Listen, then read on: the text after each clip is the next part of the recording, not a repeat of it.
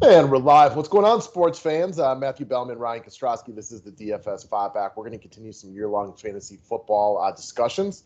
We've been pretty much knocking out the Baltimore Ravens lately. We covered Mark Andrews a couple weeks ago. We just got done doing Hollywood Brown. We started with Lamar Jackson. So instead of going individually, I like the idea that we brought up at the end of the last video. We're going to double up on the Ravens running backs right now and talk through both the aged veteran Ingram and the new kid in town, Dobbins, and kind of think where we want to go with them if we want to go in either direction. Yeah, it's funny. I remember when we first started doing these videos, you wanted to do them in strict order, and I wanted to do them like randomly. And this is a nice kind of compromise for both of us. Nothing wrong with a little compromise for everybody out there in the relationship. Should have done it earlier. No, we should have, but we didn't. So we will at least give a quick shout out to Overlay Fantasy Sports, guys. For those of you catching this here on the 24th, they got a golf contest about to kick off in about 15 hours. That is something to bet on. I know Bellman isn't the only one out there jonesing for some bets these days and to play a little DFS. So here's your opportunity. If you know golf and if you're good at golf, shoot me some picks. I'll enter this bad boy as well. Unfortunately, I do not know the game of golf in the slightest. I don't either. Just not exciting for me. I don't like it that much. So it's not for me, but I know that a lot of people are excited about it because it's one of the first things back. Right? Like, you're excited to bet, so you could probably play something like that if somebody gave you some good ideas on where to go. It's just the actual sport. You can't get excited to play it or to watch it. Exactly. Same as, like, golf is in basically the same category for me as NASCAR and MMA. I'm just not really a fan of them. I just don't really enjoy them. I don't like them. So that's each their own, right? I know a lot of people who get fired up for golf, and I understand liking it. I understand being bored by it. Just like I like baseball a lot, and you have wet dreams over baseball. But I think we both understand why it could be boring to people. For sure. No doubt about it. Not a lot of action for how much you're out there. But if you get the nuances of baseball, it's just such a great game. Mm-hmm. All right, guys. So, again, if you're new to the station, you want more fantasy football videos, if you want more DFS discussions that hopefully will be starting about a month from now, go ahead and hit that red button that says subscribe. Anybody who clicks the thumbs up, appreciate it. Always appreciate it. We love it when you guys do that for us. We've already discussed the Ravens ad nauseum at this point. I think we all understand that John Harbaugh, man, at this point, he's got to be, other than maybe Pete Carroll and Belichick, the most tenured coach. Is there anybody else you can think of? I mean, Mike Tomlin's right up there, got to be, right? Yeah, Tomlin's been there for several hot minutes. That's a good one. No, I mean, other than that, trying to think about, you mentioned Pete Carroll and Belichick. Those two are for sure. Yeah, now that like Jason Garrett's gone from Dallas, it looks like that way. I'm with you, man. All right, so he's been there for a long time. We don't expect a lot of changes in what they tried to do in Baltimore. We touched on it with Hollywood Brown. They want to throw deep a little bit more, but outside of that, this is a pretty well-established team. No major injury concerns with either of these running backs, and quite frankly, we don't have any professional stats to work at with Dobbins, being that he is a rookie. I think the big struggle here for me is I could see either one of these guys being the lead dog, and quite frankly, I don't know if I want to bet on either one of them, and it could be a straight 50-50 all year long. Yeah, I do think that we see Dobbins like more of a pass-catching guy, but I say that with a pause because Ingram is good in that role, and you can also trust Ingram a lot more in that role.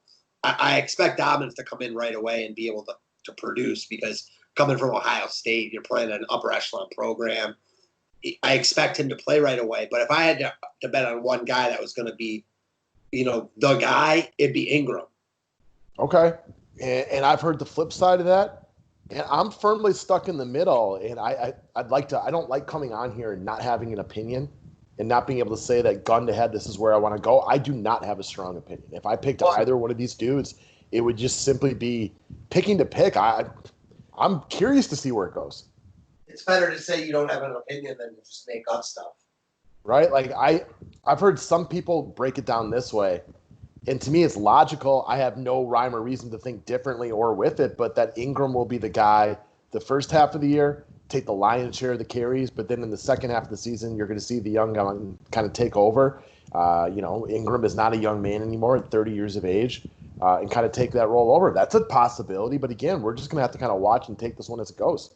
Sure, it's a possibility, but so is anything. It's almost like the old saying goes, if you want to make God laugh, tell him your plans.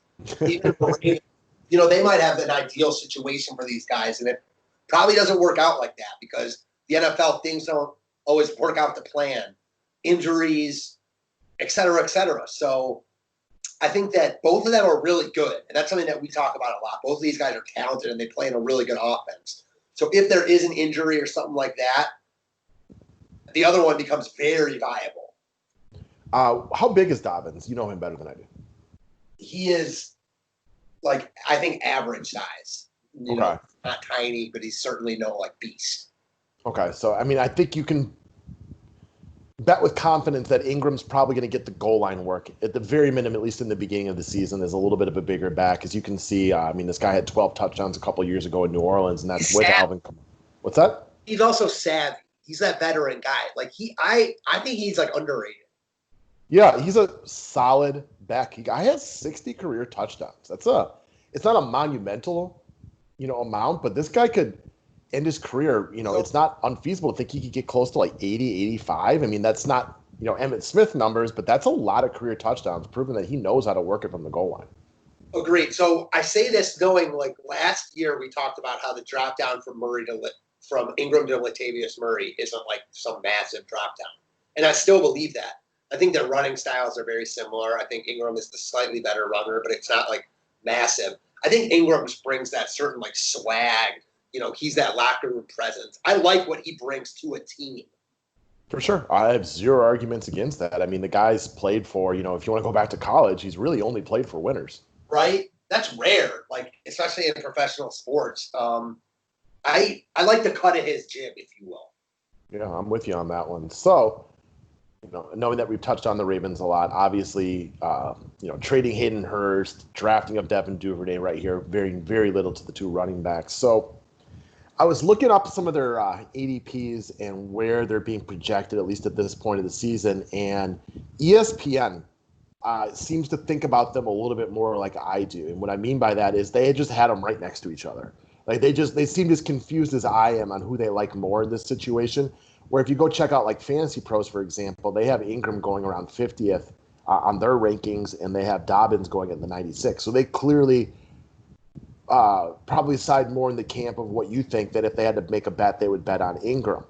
Well, if that's the case, and that's the way your draft breaks down, well, then I like the value of Dobbins, round 10 significantly more than I do having to take Ingram right there in the 5th or 6th round.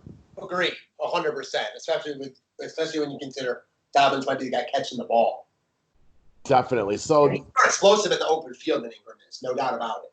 Right, but I love the point that you brought up, and I think people still going back to the time in New Orleans think of Ingram as not a pass catcher because they used Alvin Kamara in that role. Well, the thing is, Kamara was electric beyond belief. So, yes, they were going to use him in that role because who was doing it better than him? It was no knock on Ingram. It was just simply that, who is going to be a better pass catcher out of the backfield than Alvin Kamara? Christian McCaffrey? It's a very short list. Very short list. So, you're right in that sense. I guess now that we talked this one over, if I had to make a gun-to-head pick, I think I'd side with you and go with Ingram. More along the lines, I know you think of it like the veteran presence, but just the goal line work I can say with good confidence. I also feel like they're a team that's going to be just running a lot with leads. And that just if that's the case, then Ingram should benefit big time. I said the other point, though, is it really just could be a 50-50 split. They were, if you go back to just the numbers that we talked about last year, going through their stats, Ingram was the lead back, but he only had 200 carries. And they didn't give this guy 25 touches in the game. They were really maxing him out. I think 17 was the number, if I remember correctly.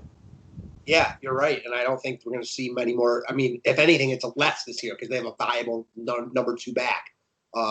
Who was the backup last year? Do you remember? They had a couple of those guys. They had I know you used a couple of them in showdown slates. God, what were those guys' names?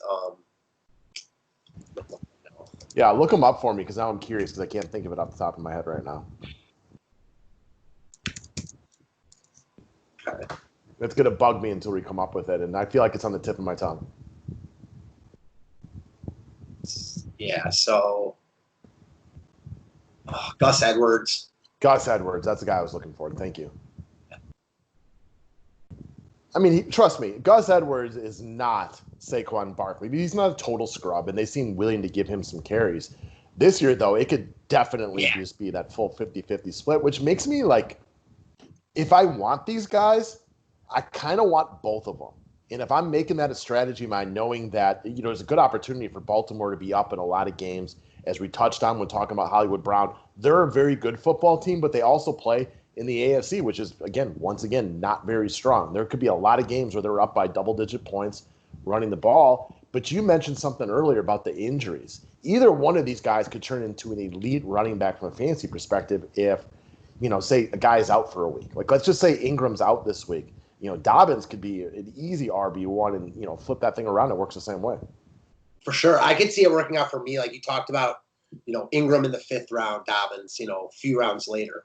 I could see myself, like, if Ingram fell a few rounds later than that, like taking the value in Ingram and maybe reaching around early for Dobbins to secure both. Yeah, the wraparound pick. Like if you're at the end of the, you know, let's just say it's the end of round 7 and they're both available, just going boom, boom on both of them.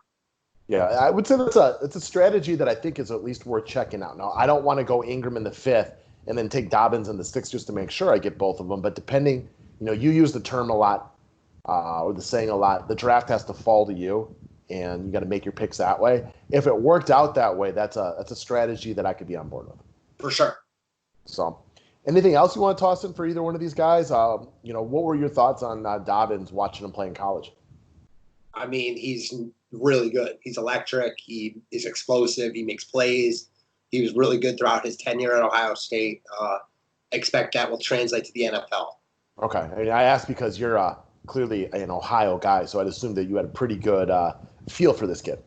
You know, he's not Ezekiel Elliott, but, like, most guys aren't that come out. So I trust what Ohio State does. Most of the guys that they put out end up being good pros.